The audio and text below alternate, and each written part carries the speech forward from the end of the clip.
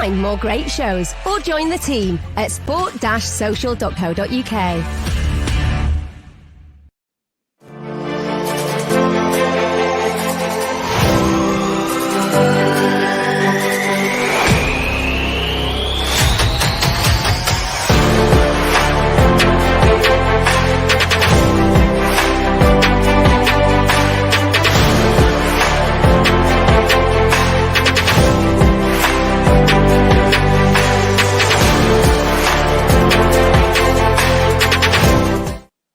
Hello, welcome back to another special edition of the Masterclass. I'm your host, Haider Rubbani, and I'm joined again by James Rowe, the Dutch football expert, the Ajax expert, one of my favorite guests, James. It's been a very, very long time. You haven't come on since we had a chat about Donny Van De Beek. And today, guys, obviously with the announcement of Erik Ten Hag as a new Manchester United manager on a 3-year deal, James is going to come and give his fantastic insight into what we as fans can expect from Erik Ten Hag, and why we should be excited, what we should look out for.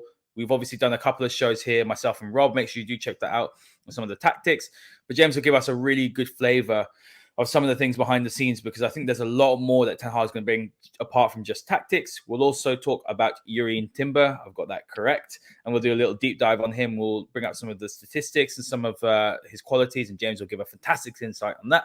And then we'll also talk about Antony as well. He's been linked with Manchester United today. And, they're maybe the two key players that have been linked with us. But look, James, welcome back. How are you? And, it's great to be talking about Ajax again and Dutch football again with you. Thank you very much for a lovely introduction, Haider. Really pleased. And nice to be back on. Time does fly. And very much looking forward to today. Should be great fun. Absolutely. Look, last time we spoke, James, we had a chat about Donny Van De Beek, and it hasn't really lived up to expectations. There's been some issues on Manchester United's end. There's been some issues on Donny's end as well in terms of his adaptability. But Manchester United have been an absolute chaos and mayhem on the pitch and off the pitch. I don't remember a season, to be honest, James, this bad. I just want to get your opinion on it, because obviously you are an Arsenal fan, but you've been looking from the outside. And what is your opinion on what you've been seeing in Manchester United? Because the environment is very toxic. There's a lot of players that want out. There's obviously the whole Ranić interim period hasn't really worked out, although I think in some ways, long term, we'll be looking back and saying Ranić was very key to bring in Ten Hag. He's obviously a very big fan of Erik Ten Hag. So, yeah, what is your opinion and what you've seen and, what's going on at Manchester United right now? Well, first and foremost, Haider, it's still the biggest football club, and it has a massive stature. And I think it's just the want and the hunger to get back to where they once were. But although they had arguably the greatest British football manager of all time, football has moved on since those last nearly 10 years, and at such a fast pace as well. And I think they're just trying to kind of make sure they get it right. There's been so many managerial changes, so many stopping and starting, but you've got to give a manager time. I reflect on my interview with Imanol Diakez, who's current assistant manager to Unai Emery at Villarreal. They play a Champions League semi-final this coming week against Liverpool. And when I spoke to Imanol, who was a manager in his own right in Cyprus, also managed in Spain, Zaragoza, among others, he was saying about how managers need time. Regardless of level, managers need time. And I think in this case, Manchester United have got to show that they've learned from their past mistakes, where you can't keep chopping and changing. You've got to make a decision and you've got to stick with it. And as I'll be filling in today with little keynotes on Erik Ten Hag, it's very much a long-term project for him. It's a massive, massive challenge, and he's in it for the long haul as well. He's not giving up a job at Ajax to be dismissed by Manchester United after 8 months. I think he wants to at least see out his contract at the very least.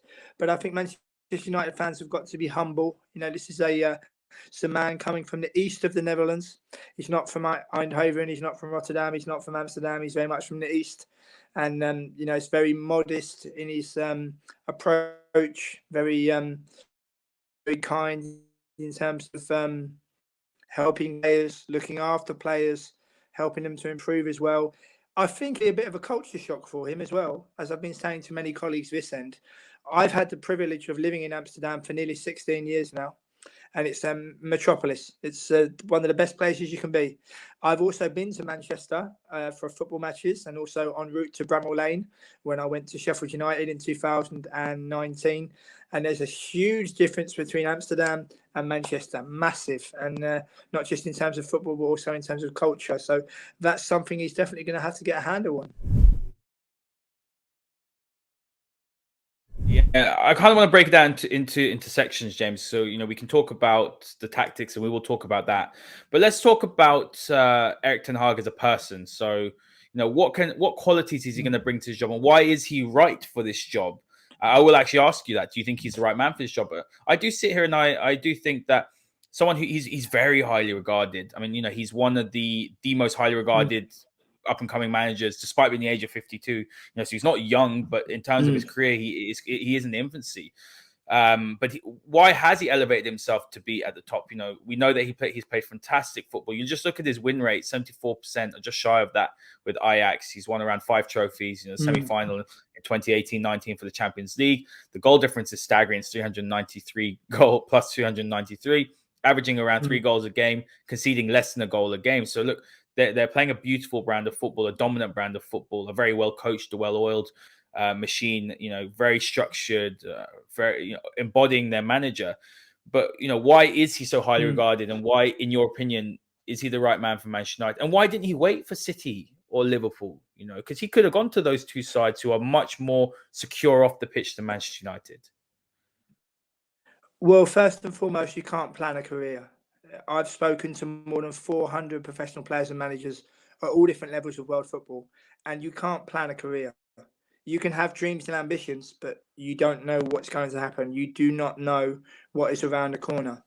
And if I can take you back to the early days of Erik Ten Hag, being assistant at FC Twente, being assistant at PSV Eindhoven, and his first job with Go Ahead Eagles, who are an extremely well-respected Dutch team that everybody loves. Nobody's got a bad word to say about them. A beautiful stadium based in a place called Deventer. And he did a great job to get them promoted to the Eredivisie for the first time in 17 years. And he laid the foundations for them to go on to have sustained success. And then going to Bayern Munich deliberately. People said, going to manage the second team of Bayern Munich, maybe it's a bit of a backward step. But, that some of the teams that he was up against, the likes of Nuremberg, a very, very good team, and it helped to stand him in good stead. He had great success with Utrecht as well. He really, what he did with Utrecht, he really gave them confidence, because before he arrived, they were very much on the wane. Utrecht are a traditional club like Heerenveen who harbour regular ambitions of European football, ideally every season. I mean, they would love that now, given the predicament they're currently in. And he managed to give them confidence, had them playing good football, and they eventually qualified for Europe. And then comes the big job of Ajax and the expectation as well. This club is a mammoth football club. I mean, when I first arrived on these shores as a tourist back in 2003, I knew that Ajax was a big club, but it's only when you get here that you realise how big it is. And being able to watch them firsthand for closing in on 2 decades now, it's been very much a privilege. But I think for Ten Hag, it's the right time to move on. It's a good age as well. He's accrued a lot of European experience. He's a manager who gives his players very much confidence and belief in their own ability. And one of the things I like about him, Haider, is he likes to let his players find solutions on the pitch. He will give his players the responsibility to find a solution to get themselves out of a tough moment in the game, to get themselves out of a difficult period of the game, for example. And that's something he will do. He has a good grasp of English, and that's something that's very important. What many people watching tonight may not know is he's conducted the Ajax team talks in English for quite some time. And obviously, due to the South American contingent in the dressing room at Ajax, he made a decision to make the team talks in English, much to the dismay of Louis van Gaal, who was the polar opposite when he came to visit the club. There was a video once going round where Ten Hag was explaining to Louis van Gaal, "This is what I do," and then the camera panned to Louis van Gaal, who was actually presenting a book at the time, And he said in Dutch, it translated to you. All of you sitting before me today are extremely lucky, because if you were a player in my time, I would have sent you to school to learn the best stuff that you could possibly learn. But that's how football progresses. And I think Ten Hag is going to be ready as well. Via law and the bright lights of the Premier League, it can be very, very difficult to turn down. And a lot of it is, will the chance ever come again? You mentioned about Manchester City and Liverpool. I think I touched on it before when I spoke to Philip Sandler. I was one of the first people to speak to him who went from Pek Zwolle to Manchester City. I was one of the first people to speak to him. I was invited to the stadium. And I said to him, I said, how does a young man go from Pek Zwolle to Manchester City? And he said, James, they really sold it to me. He said they told me that I'd be training with Sergio Aguero. They told me I'd be training with David Silva, and my medical took an absolute age.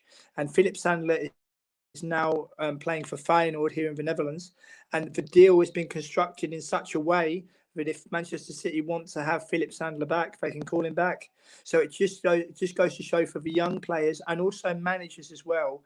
You've got to be very careful about the choices that you make. You know, this isn't Championship manager.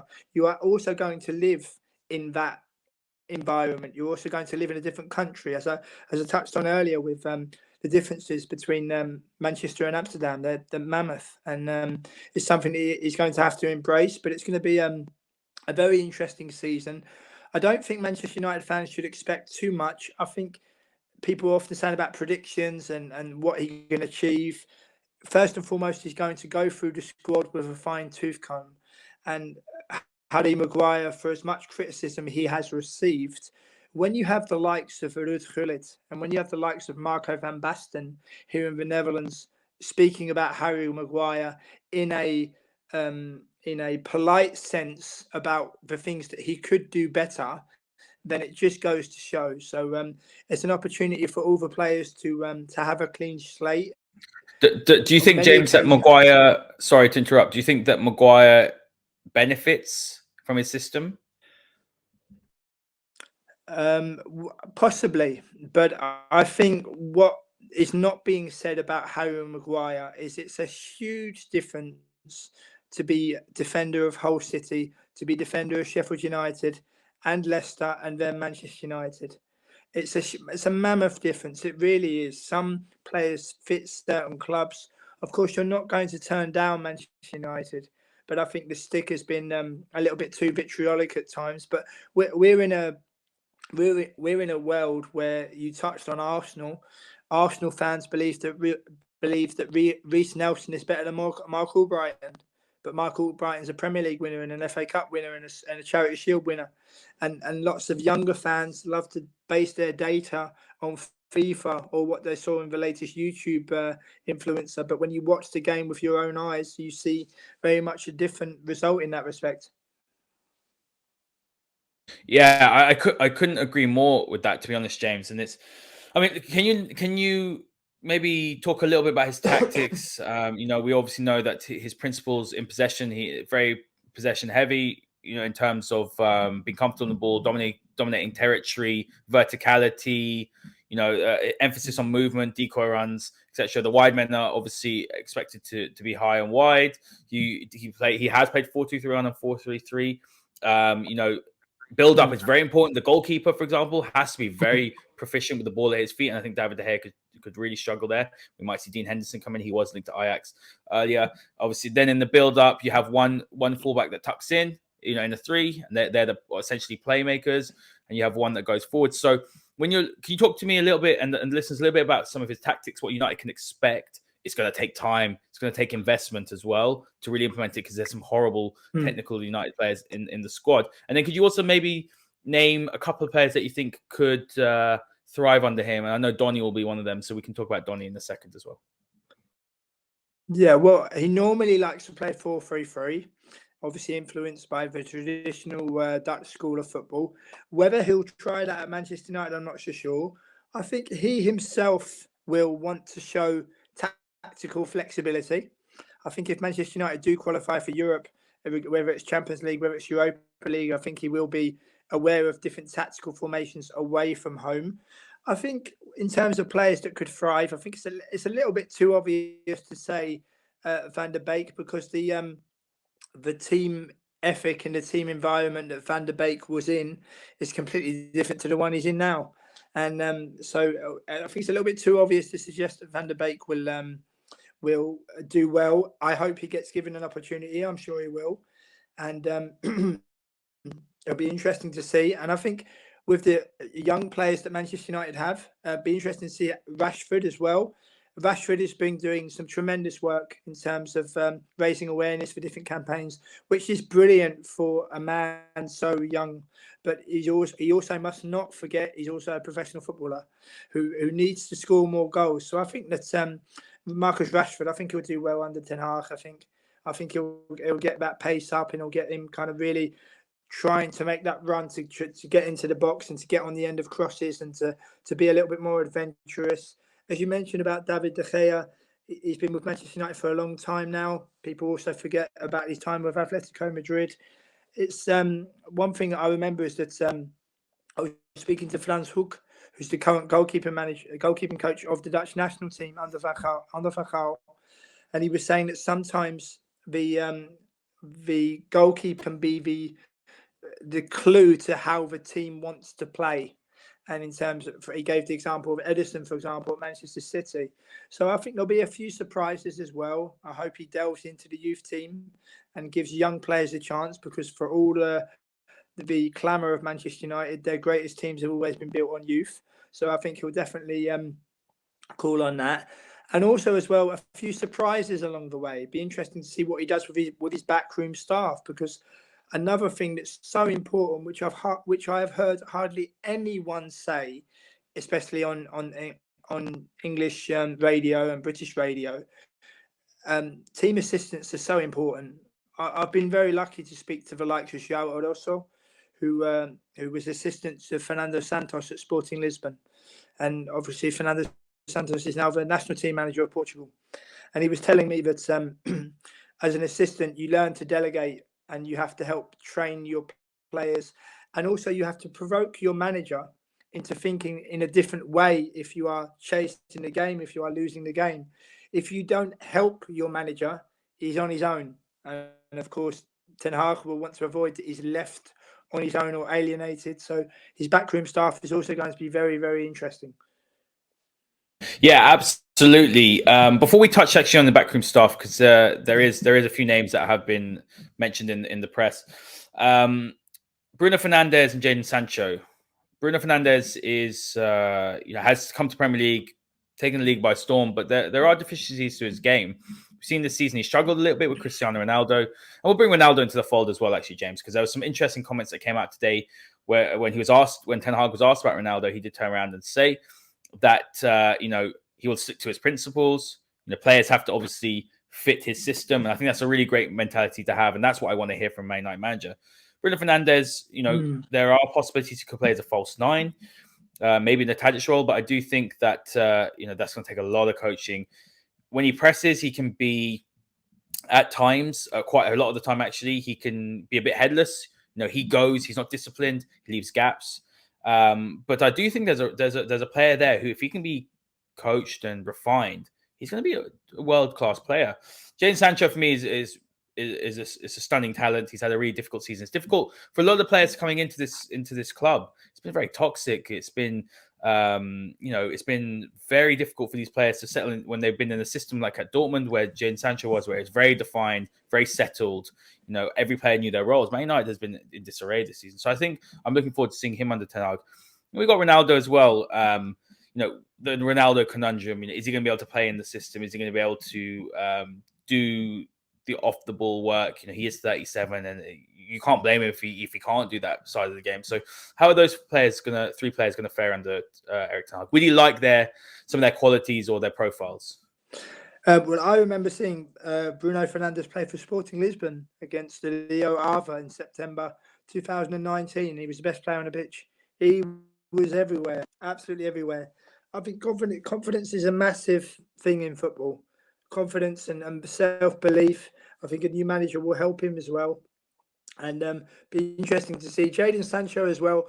to return back to the UK after a successful spell in Germany is quite difficult. Obviously, the courage he showed to take a penalty at Euro 2020 was very impressive, and you hope that hasn't derailed him too much. But be interesting to see. In football, you never know, and I think we'll be seeing many surprises and many players that will be maybe reborn in that sense.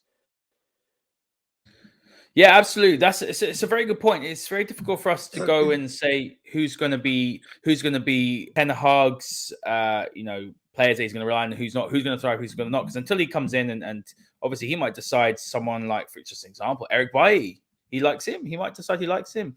He might decide he wants to keep Juan Mata, who actually could work really well in that. Do you understand what I'm saying? We don't know, but I think what I'm excited about is we've got someone who's got a defined philosophy. He has an idea of how he wants to play.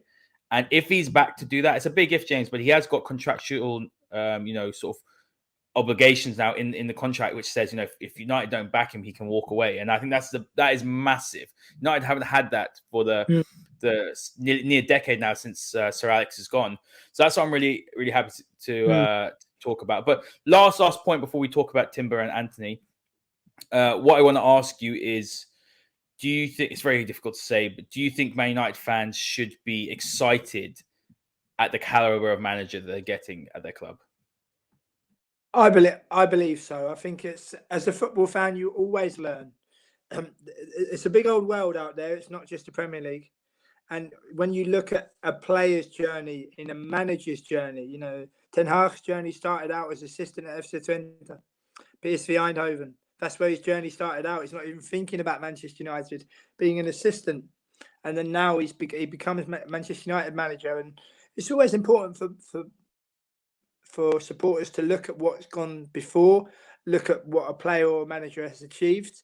As someone who's dealt with more than 400 professional players and managers at all different levels of world football, it's not just the football side, it's also the human side. And going abroad at any age is a difficult ask anywhere in the world. There will always be things that you don't expect, that things will come out, and you've got to learn to deal with them. But I think for Ten Hag as well, he's got to enjoy it as well. How often is the chance going to come by? And I think that's why the decision was made, because how often is the chance going to come by to become manager of one of the biggest clubs in the world?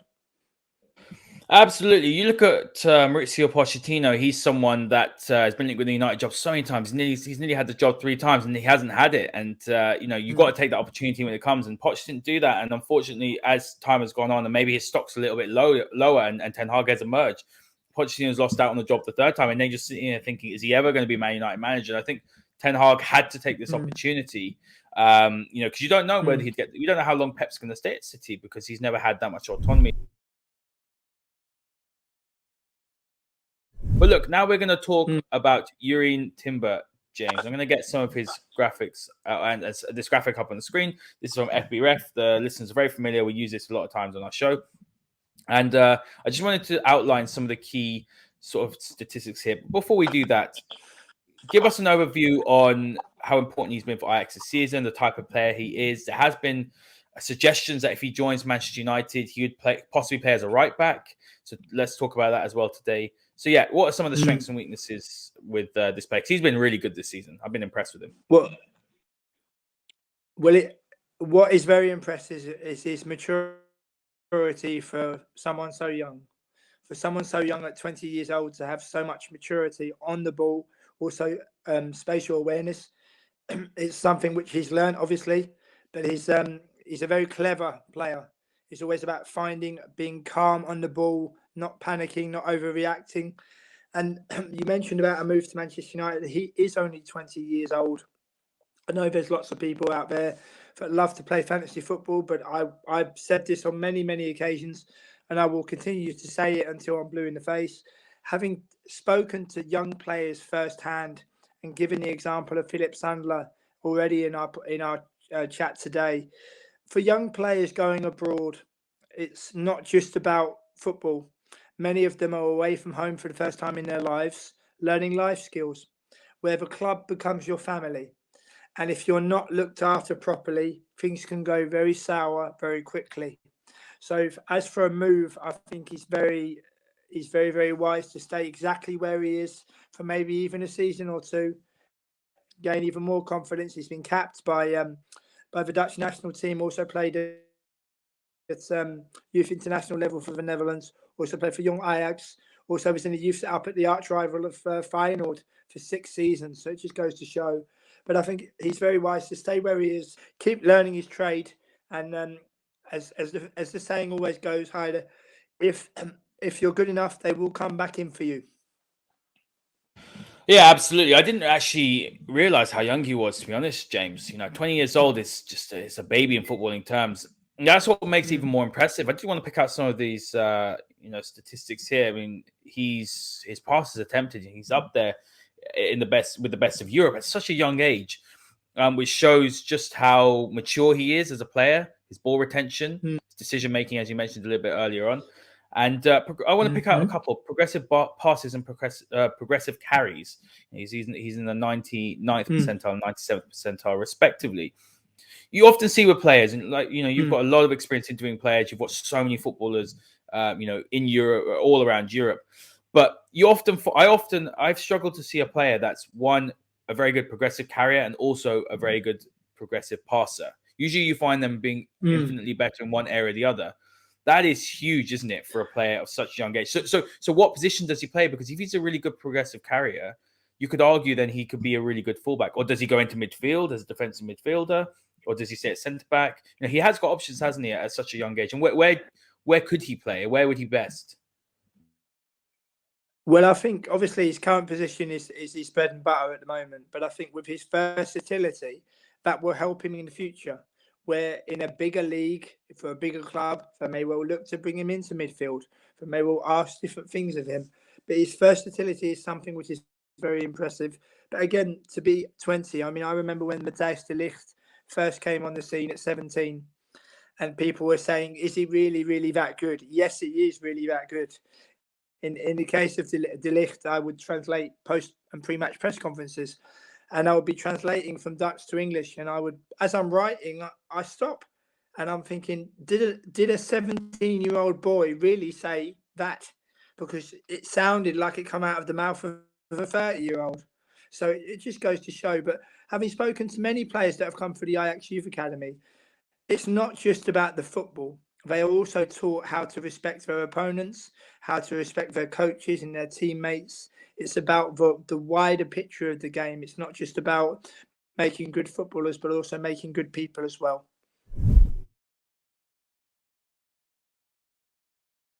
And let's talk now about Antony, another player that's really excelled. And this one probably is a little bit more likely, isn't it, when you're comparing him and Timber, who would be making the move. But look, he's absolutely excelled. He's up there with the best in terms of assists and shots.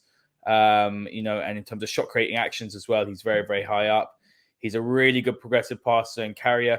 Something that you're seeing, I think, with a lot of these Ajax players, when I have drilled into the data, obviously the eye test is very important, and we have to say that, but data and the statistics do give you a great foundation. All of them are extremely high, James, when it comes to progressive passes or their ball pass retention or pass completion, which shows the emphasis that Ten Hag has on keeping that ball, being secure in possession, and not wasting possession. And that's something that's so much chalk and cheese with this Manchester United side. They are absolutely woeful. You're very difficult to see them go beyond 3 or 4 passes without losing it, rushing it. I think that's going to be one of Ten Hag's biggest challenges, as well as doing the off the ball work. But let's talk about some of his positives, maybe some of his deficiencies, and can you see this move happening, and how would he fit into the system at Manchester United? Well, it's not to rain on anybody's parade, but the latest news here in the Netherlands is that Liverpool are the front runners at the moment, and that's not to mention a rival on this podcast. It's just always about being honest and giving different information in that respect. I think one of the most surprising and infectious assets has been his enthusiasm and passion. For a Brazilian boy from Sao Paulo to come to Amsterdam, the last minute winners that he played a part in, that he helped to assist or even congratulating his teammates, his passion and enthusiasm is infectious. He's very serious. He wants to win.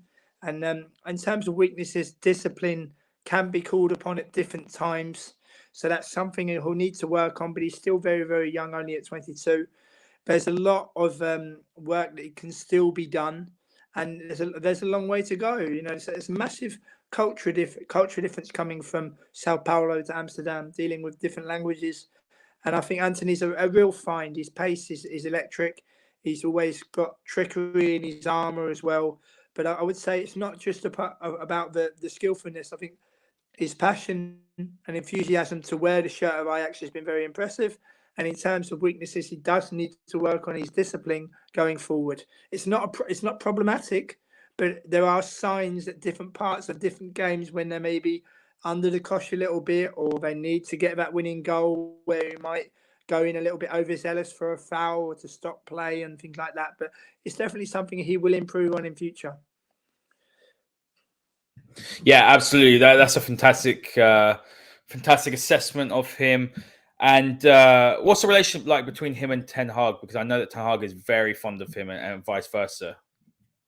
One of mutual respect, and they look after one another. Ten Hag likes to look after his players. It's not smothering the players. It's just letting them know that they are a team and they are a collective. Because when you look at the best teams in world football, when you look at the best teams of all time, going back into different eras, it's the collective which has always won out. And it still surprises me to this day, even with Arsenal fans and sometimes Manchester United fans as well. It's as if that magic transfer window is going to change everything. It's the collective.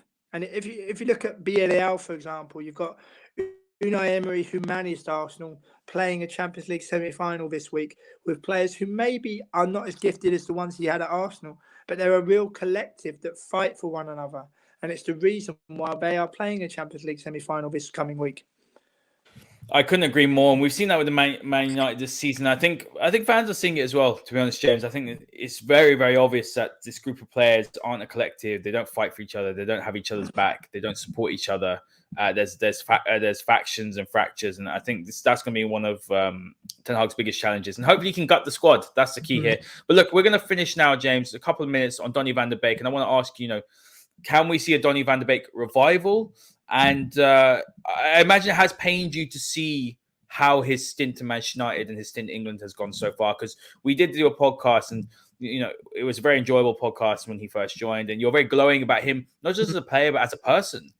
And I don't think there's ever been a situation, and he's had a difficult situation. I think at times he hasn't performed and given a chance, but I think Ole Gunnar Solskjaer didn't necessarily treat him the best, and I think it's quite puzzling. But I do think as well, James, if I'm honest with you, maybe he'd be suited to a different type of league. I think he would have excelled in Spain with the brand of football there. Maybe even in Italy. But what are your thoughts on what you've seen? And could you see a revival under Ten Hag? Well, if we go back to the very beginning, as I mentioned before, it looked for all the world that he was going to Real Madrid. It looked to be the worst kept secret in football. That's where he's going. And then all of a sudden, Madrid don't come in and he ends up at Manchester United. Sometimes when young players see the bright lights and they see the opportunity, they fail to look at the bigger picture. And when he first arrived, Van de Beek, he was put up in a hotel. He was chauffeur driven from training to the hotel and back again. And players need time to find their feet. But it was also a little bit sad for me to see someone who's captained Ajax and showed fantastic leadership qualities to be selected for a League Cup game away at Luton. And it was a little bit sad in that respect. You need time. Players need time to adapt to new surroundings. I think he will get a chance under Erik Ten Hag. I think he will be aware of his skills, but I don't think it will be an obvious fit. He's still going to have to work very, very hard. But it also serves Haider as a warning for young players, because lots and lots of fans, they like to think that this is fantasy football, this is Championship Manager. I've spoken to players who, upon signing for a club, have become so disillusioned, they fell out of love with the game. You imagine being a professional footballer, falling out of love with the game because promises that were made to you upon signing were not adhered to. And obviously you need a bit of luck as well, but 99% of the time players sign for clubs due to the manager, and also the effort that the club puts in. And we're in 2022 where you can't stockpile players. It's a big old world. Could not agree more. Look, James, that's us for time. It's been an absolute pleasure as always. We're going to have to do this more regularly. I could listen to you talk about the players you've interviewed and your experiences. You're in a very privileged position, and you give a much more of a human side to football. So I'll definitely be getting you on, and we'll do a show, and we'll talk about maybe the mechanics of the professional footballer on the pitch that has performed, but what goes on behind the scenes. I would absolutely love that if you're happy to join me. But look, I know you're not on Twitter currently, but where can all the listeners find your work? We'll put it in the description below, just so that they can read up on, because I know that you were doing a lot of interviews and you were publishing some great work. Well, thank you very much for the kind words. My two main publishers were the Secret Footballer website, the same as the best-selling books. They published 60 of my interviews with the likes of Flanshoek, the likes of Terry Fenwick, who came up against the greatest of all time in Diego Maradona in '86, and the likes of Edward Sterling, who's the head of the youth setup at Vitesse, also Mark Warburton, who's Queen's Park Rangers manager, and also World Football Index published almost 188 of my interviews, including the likes of Jamie Carragher, Simon Barker, Graham Potter, Viv Anderson. So there's really is something for everybody. As I say, it's a privileged position, but obviously I started out doing translation work. And when you are able to interview Dutch players and managers in their mother tongue and Spanish players and managers in their mother tongue, it adds so much more. I was very fortunate to interview Brian Roy, who was discovered by the great Johan Cruyff at the age of 10, also played for Ajax and Nottingham Forest. And he played under Michels, he played under Cruyff, he played under Van Gaal. And he gave me a wonderful compliment when he said, "James, you're a real professional, aren't you?" And I'm thinking to myself, here is a man who's played under the three greatest of all time in terms of Dutch managers to say such a wonderful thing. So it's just about remaining modest at all times. There really is something for everyone. I have the author's pages are still available on Google if you type in James Rowe World Football Index or James Rowe The Secret Footballer, and you can contact me personally on LinkedIn if you wish. Absolutely, guys. Check out James's work. James, when he was on Twitter, he used to send me his links and I used to share it and used to read it, and it's fantastic. I really like the one with Carragher because I'm actually a big fan of Carragher. I think he's a fantastic pundit, and I think he's elevated himself as one of the best, even if he is an ex-Liverpool legend. But look, James, thank you very much for joining me. No problem at all. And guys, as always, make sure you give us a follow on at TF Masterclass. Go and check James's work out as well. It'll be in the link below. Give me myself a follow at Haider_Rubbani. Have a fantastic day, and we will see you all next time. This podcast is part of the Sports Social Podcast Network.